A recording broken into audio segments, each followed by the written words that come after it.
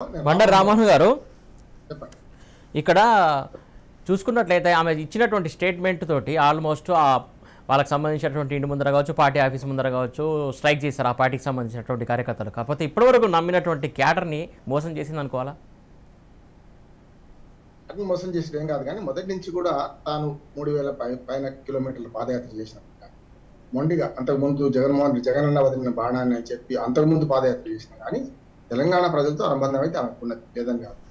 రాజశేఖర రెడ్డి గారి మీద కూడా మంచి చెడ్డ అభిమానం ఉంది. చాలా మందికి ఆరోగ్యశ్రీ చాలా పనికొచ్చింది. వ్యక్తిగతంగా లాభపడ్డ వాళ్ళు ఇప్పటికి కూడా కాంగ్రెస్ పార్టీ అభిమానులే కాదు, రాజశేఖర రెడ్డికి ప్రత్యేకంగా అభిమానం. ఈ దశలో సరే అన్న అక్కడ చెల్లె ఇక్కడ విమర్శ వచ్చినా తాను తెలంగాణ విడిపోయిన తర్వాత మొన్నటికి 2 ఏళ్ల క్రితం నుంచి ఇక్కడికి వచ్చారు, మొండిగా పాదయాత్ర చేశారు. అట్లాగే అందులో చాలా దాడులు కూడా జరుగుతున్నారు. ఏమంటారంటే ఒకటి కాంగ్రెస్ పార్టీ కలవక ముందు సంగతి చెప్తున్నాను, బీఆర్ఎస్ను గద్దెదించడం తన ధ్యేయం అంటారు. అదే మోటోతో నేనేమంటున్నానంటే శత్రు మిత్రుడు అనేది ఒకవేళ నేను చీలిపోతే ఓటు చెప్పి కాంగ్రెస్ నష్టమవుతుంది కదా అనే ఉద్దేశంగా చాలా ప్రయత్నాలు చేశారు.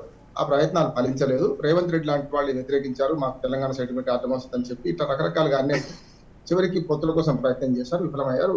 చివరికి ఒక వైజ్ నిర్ణయం తీసుకున్నారని నేను అంటున్నాను. ఎందుకంటే ప్రతిపక్షాల ఓట్లు చీలిపోవడం తప్పు కనుక సరైనది కాదు కనుక తన మోటో నెరవేరాలంటే ఎవరు ఖచ్చితంగా కాంగ్రెస్ తో నిలబడాలనుకున్నారు. మంచి నిర్ణయం తీసుకున్నారు. దానికి వాళ్ళ లాభమా నష్టమా? కానీ రామ్మోహన్ గారు ఇంతకాలము ఆ క్యాడర్ ఆమెను పట్టుకొని ఉన్నారు, ఖచ్చితంగా అభ్యర్థితో కావచ్చు ఏదో సీట్లు వస్తాయని చెప్పేసి ఆశిస్తారు కదా. ఆ క్యాడర్ ఒక్కో రోజు ఒక్కో మాట చెప్పేసరికి కన్ఫ్యూజన్ క్రియేట్ చేశారు కదా. రాజన్న రాజ్యం అని చెప్పారు. ఈవెన్ తెలంగాణ ప్రజలు కూడా ఎంతో ఆశలతో ఉన్నారు, అది కూడా అడయాశలు అయిపోయినట్టే కదా ఇప్పుడు పరిస్థితి. తెలంగాణలో ఇప్పుడు కాంగ్రెస్ పార్టీ లాభమా నష్టం అంటే కొంత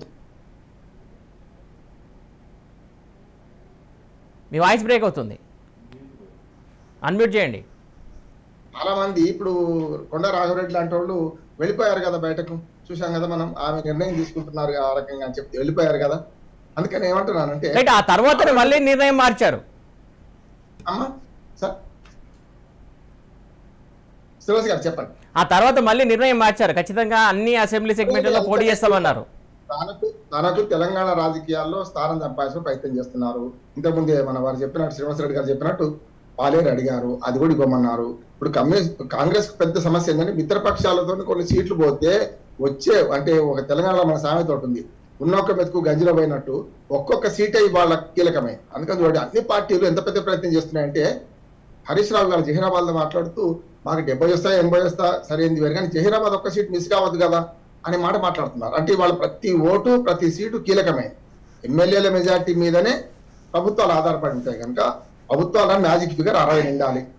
కాంగ్రెస్ పార్టీకి 2-3 సర్వేలు చెప్తున్నాయి 54 దాటడం లేదు. ఏ సర్వే కూడా 54 55 తోడు కావాలి కదా, 56 తోడు కావాలి కదా. 2000 కాంగ్రెస్ పార్టీ ఇప్పటికి నేను చెప్తున్నాను సురేష్ గారు 2014-18లో ప్రతిపక్ష స్థానం వారికి ఇచ్చారు, వాళ్ళు నిలబెట్టుకోలేదు. దాని తప్పు పార్టీది కాదు, పార్టీ నాయకులు తప్పు. ఆనాడు 21 మంది గెలిస్తే 13 మంది పోయారు 2014లో.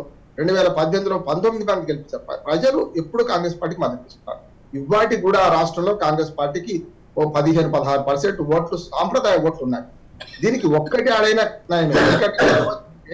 మీరు రాజకీయాల్లో సురేష్ గారు 1-1-2 కాదు లెక్కలలో ఉన్నట్టు 1-2-11 కూడా కావచ్చు ఒక్కోసారి. కానీ అంత ప్రభావం చూపెడతాను నేను అంటలేను. కానీ ఆమె చేరికతో రెండు ఉంటాయి. ఒకటేమో నిస్వార్థంగా త్యాగం ఏం ఎలాంటి ఆశించకుండా చేరడం అనేది మంచిదైంది. కాంగ్రెస్ పార్టీ దాన్ని ఎట్లా ఉపయోగించుకుంటుందని ఉంటుంది. కానీ ఇప్పుడే మొదలైంది. నేను నిన్న మొన్న కూడా చాలా టీవీ ఛానల్ చెప్పాను, ఇది ఒక రకం నష్టం కూడా అవుతుంది. ఇప్పుడు మొదలైంది ప్రచారం, బీఆర్ఎస్ వాళ్ళు మొదలు పెట్టారు. ఏమని అంటే మీరు ఆనాడు రాజన్న రాజ్యం అన్నారు, ఆనాడు పాస్పోర్ట్ కావాలన్నాడు, మాకు ద్రోహం చేసింది రాజశేఖర రెడ్డి అని మొదలు పెట్టారు. గతంలో బీజేపీకి కూడా విజయశాంతి లాంటి వాళ్ళు అలిగిపోయారు.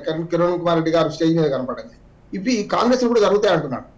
2 ఉన్నాయి కాంగ్రెస్ లో, 3-4 వర్గాలు ఉన్నాయి. ఒక వర్గం ఏమో రేవంత్ రెడ్డి వర్గం పూర్తిగా వ్యతిరేకిస్తుంది షర్మిల గారిని రావడం.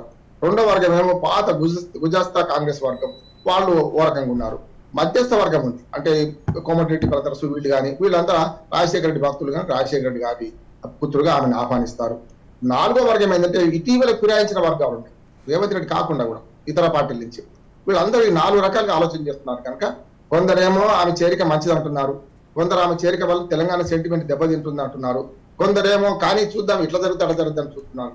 కనుక ఇప్పుడు ఏమవుందంటే ఒక్కటి కోటి లాభం అని చెప్పి కాంగ్రెస్ ఇప్పుడు ఆమె బేషరతుగా మద్దతు ఇచ్చింది. ఆమె నిజంగా తృణీకరించారు. కాంగ్రెస్ పార్టీ వాళ్ళు ఓ రకంగా చెప్పాలంటే కమ్యూనిస్టులను దూరం పెట్టారు, వీళ్ళని దూరం పెట్టారు. పొత్తు ధర్మంలో ఏముంటదంటే ఈ ఓట్ ట్రాన్స్ఫర్ కూడా సురేష్ గారు ఒక్కోసారి కాకపోవచ్చు. మనం చూసాం కదా మొన్న, అసలు చాలా మంది కమ్యూనిస్టులు చెప్పుకుంటున్నారు కానీ టీఆర్ఎస్ కి ఎంతవరకు రామ్మోహన్ గారు ఒక్క నిమిషం మీ దగ్గరకు వస్తా, ఒక్క నిమిషం రామ్మోహన్ గారు మీ దగ్గరకు వస్తా.